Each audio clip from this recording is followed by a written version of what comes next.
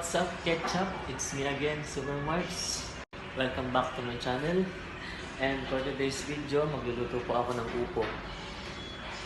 Yung upo, yung pagka marunong kang sumagot ng po at opo, yun. Hindi.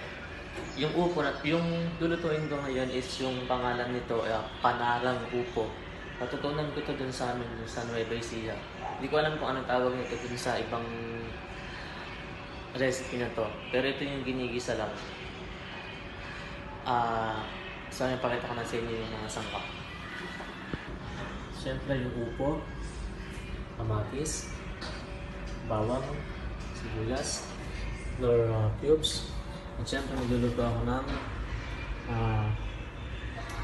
ito yung daing na bangus.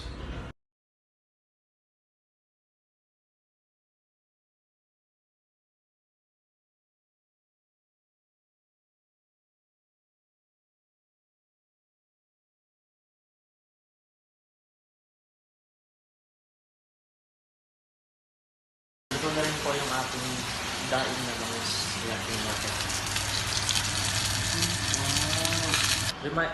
Paalala ko lang po, this is not a cooking tutorial video. Naalala ko lang po yung buhay namin sa probinsya, kaya naisipan kong magluto ng ganito.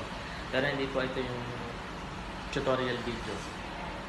Kasi hindi naman ako ganun kagaling magluto.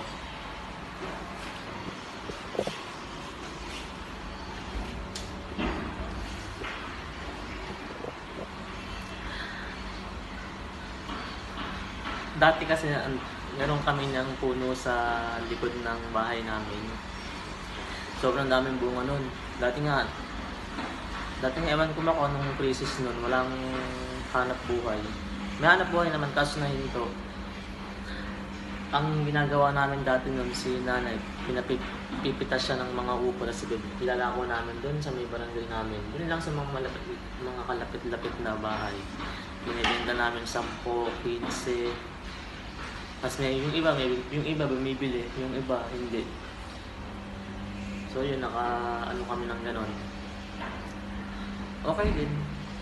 Kasi na-experience namin, kahit wala kami mga taniman, na-experience namin na magtanim.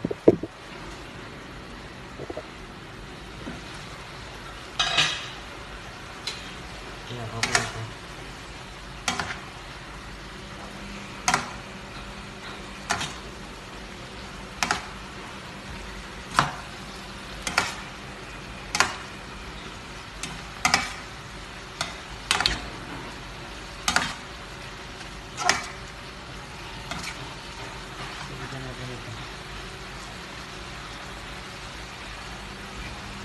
Guys, di ko pala ito nilagyan ng kahit na anong sarap. Kaya lalagyan ko lang siya ng konti ng isang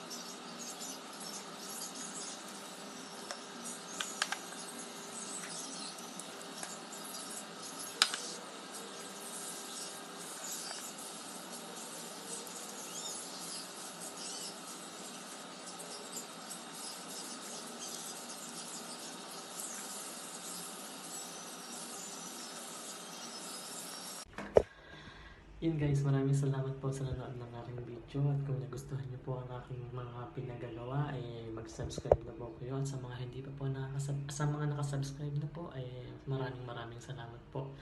Kung nagustuhan niyo po ito, mag-iwan po kayo ng comment, leave sa thumbs up, and share. Thank you guys.